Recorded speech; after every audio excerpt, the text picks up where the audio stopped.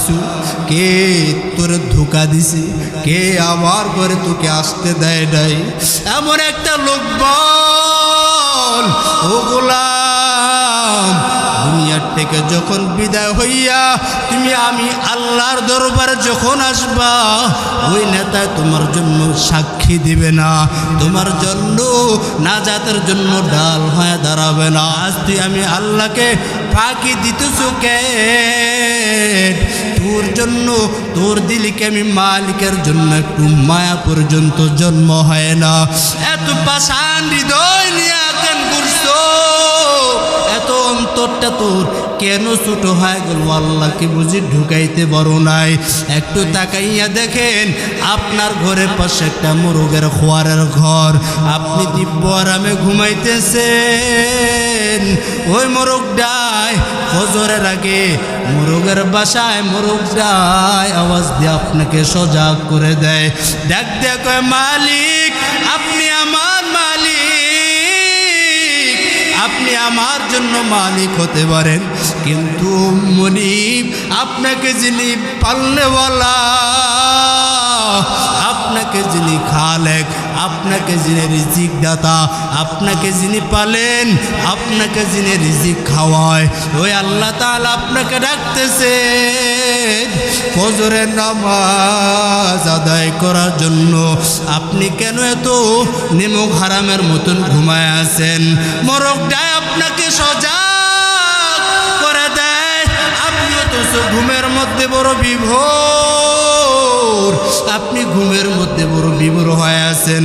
আপনার দিলটার মধ্যে একটু ধাক্কা লাগে নাই? আমি যে একজনের জন্য বড় পাগল হওয়ার দরকার, আমি কেন ঘুমের মধ্যে বিভোর হয়ে থাকি? আপনার কি একটু মরণের একটু চিন্তা আসে নাই? আপনার কি একটু কবর যাওয়ার কি ভয় দিলে আসে নাই? আমি যদি ঘুমের মধ্যে মরিয়া যাই, আমার কি অবস্থা হবে রে বাবা? আজরাইল যদি ঘুমের ঘরের মধ্যে হাজির হয়ে যায়, আমি বান্দা কি জবাব দেব আল্লাহর আদালতে? এই জন্য বাবা 5 ওয়াক্ত নামাজ আল্লাহর আদালতে আল্লাহকে খুশি করার জন্য, আমার মালিকের জন্য আমরা সবাই সেজদা 5 বেলা নামাজ পড়তে রাজি আছি তো ইনশাআল্লাহ। আজান শুনে আসো যারা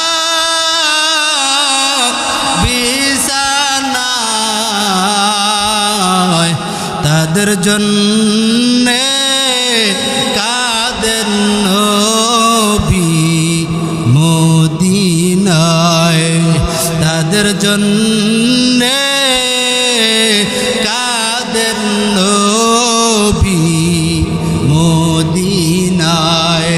সেই নবীর জন্যে কি মায়া লাগে না? হায় রে উম্মত, নামাজ কেনে পড়ো না? হায় রে উম্মত, মসজিদে কেন আসো না?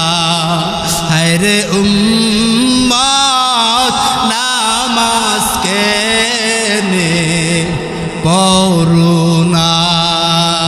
এই জন্য বাবা আজ থেকে প্রতিজ্ঞাবদ্ধ হয়ে যান, এই যে মসজিদেই 5 ওয়াক্ত নামাজ পড়া লাগবে না রে বাবা না। যে জায়গায় পাবেন, যে জায়গায় নামাজের ওয়াক্ত হয়ে যাবে, মসজিদ পাবেন, দাঁড়াইয়া আল্লাহু আকবার বলে দাঁড়ায় যাবেন।